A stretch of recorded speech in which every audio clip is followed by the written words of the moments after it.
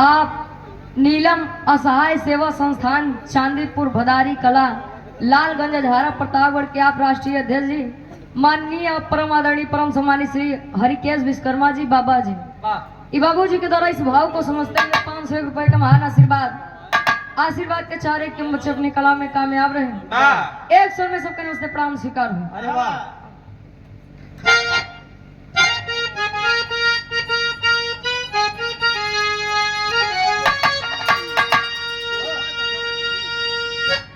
कौन दुलही अपन दर्द बतावत बा पिया प्रदेश चला बाबा दुल्हिया बतावे का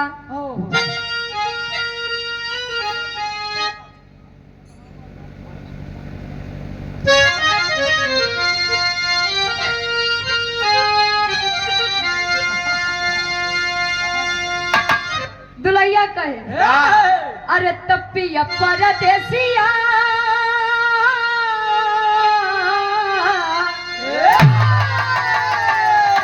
पिया परदेसिया ना भावे अंगनावा बिरही बनल बस गाड़िया रे मोरी जाला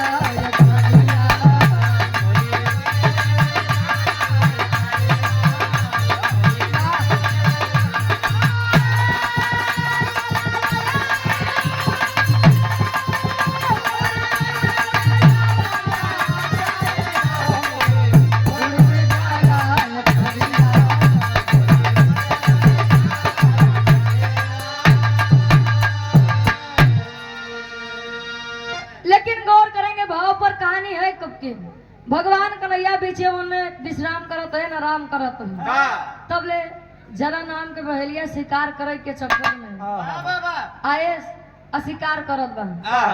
भगवान कन्हैया के तलुआ इतना तेज तलुआ में इतना तेज रहा इतना चमक रहा कि हिरन समझ के बाण चला दिया। और जब बाण चला दिया भगवान कन्हैया दर्द के मारे करा रहे तब जाई के जरा भगवान कन्हैया से कहत बा का कहे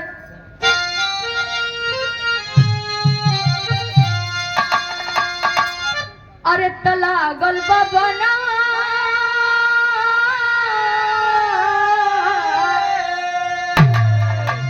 लागल बबनवा बिकल भइल मनवा पिजड़ा से उड़ी गा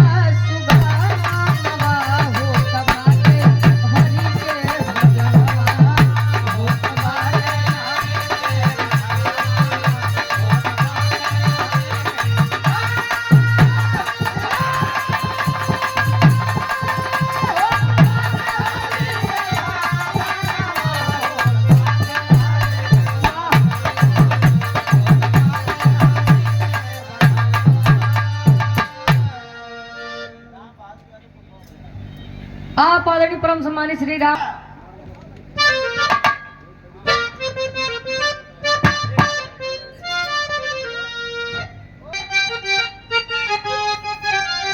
अरे लागल बबनवा कल भइल मनवा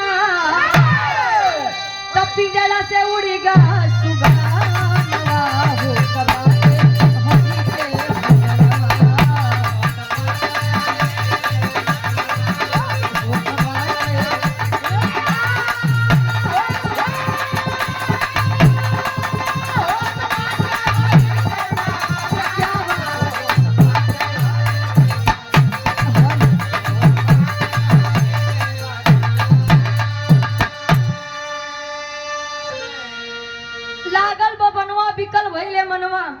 पिजड़ा से उड़ गया सुगनवा हो तो बाटे हरि के।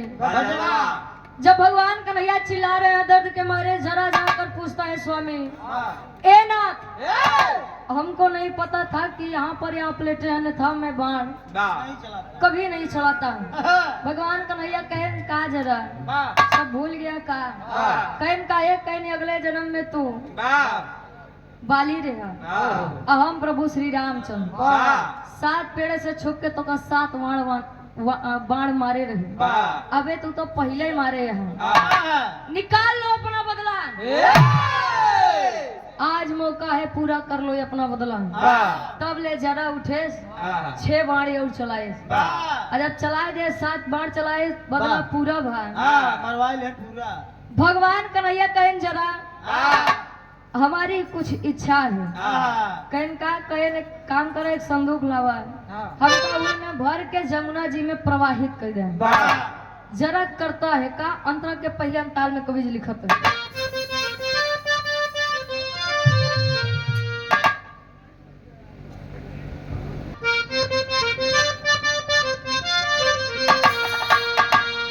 कहे जमुना के धार बहत अब हरि के तनवा तो पहुंचा उड़ी सजा के नगरी बिहार।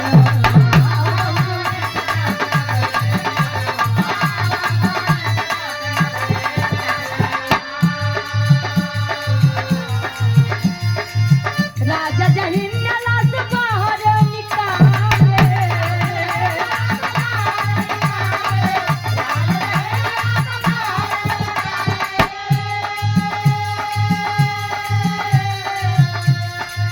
राजा जहिन्या लाश बाहर निकाले लाए हैं अपने भवनवा हो बाटे हरि के भजनवा।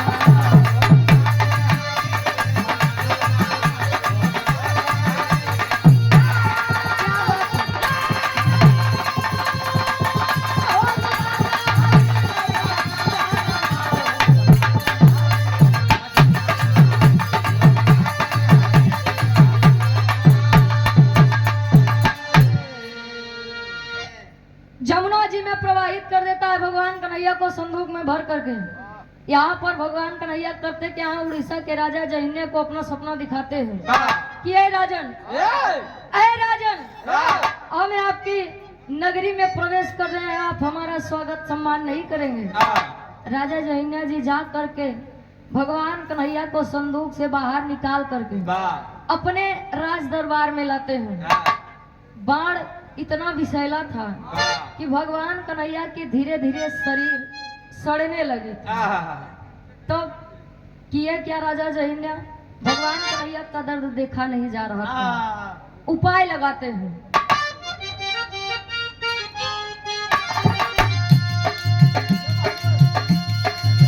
बनवा विषैला तो सड़ती बदनिया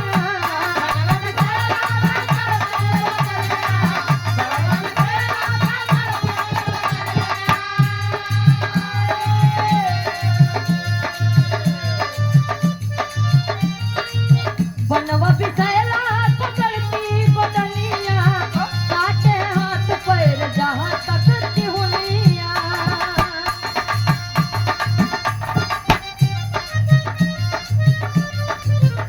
बाण विषैला था, धीरे धीरे बदन सड़ रहा था, निकाल रहे हैं नहीं निकल रहा है। किए क्या, जहाँ तक हाथ और पैर का घुटना होता है भगवान कन्हैया का वहाँ तक अंग काट दिए।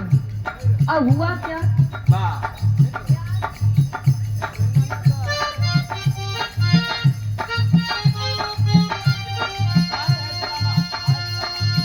पाए है जाऊ सुभद्रा खबरिया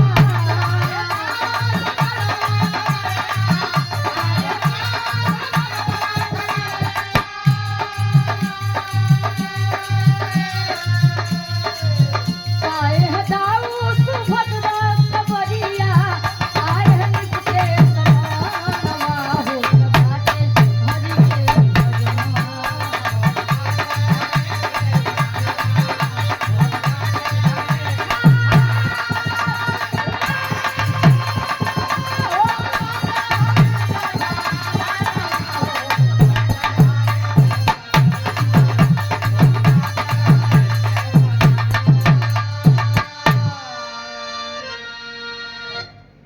यहाँ भगवान कन्हैया का हाथ पैर कटवा दिए जहाँ तक घुटना था। यार जब दाऊ जी सुभद्रा जी खबर पाए इस बात को, उड़ीसा नगरी में आए।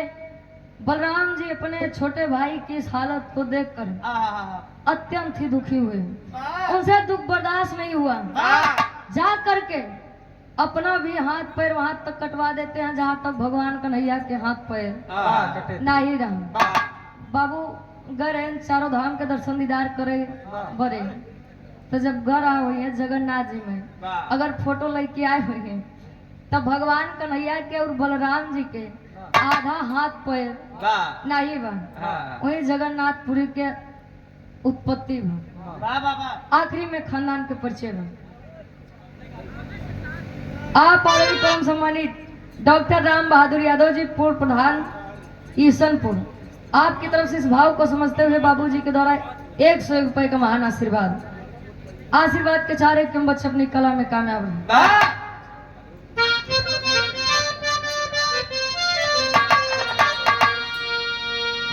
त गुरु गणेश राम लाल जी को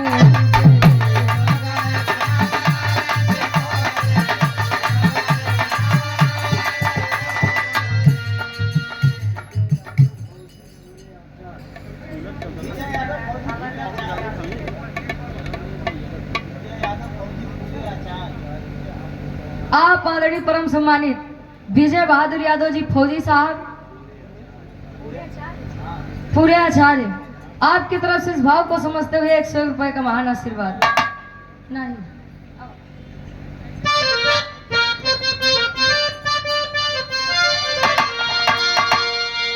त गुरु बिहारी अब गणेश राम लाल जी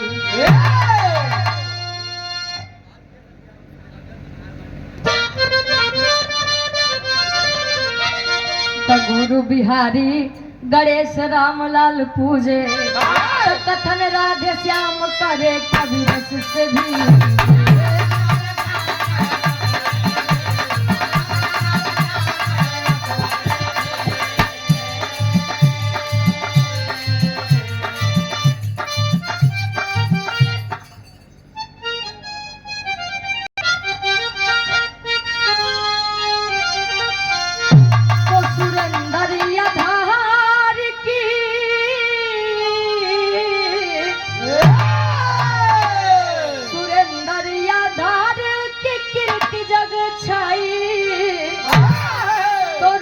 पूजे हरि के चरणवा हो तबाटे हरि के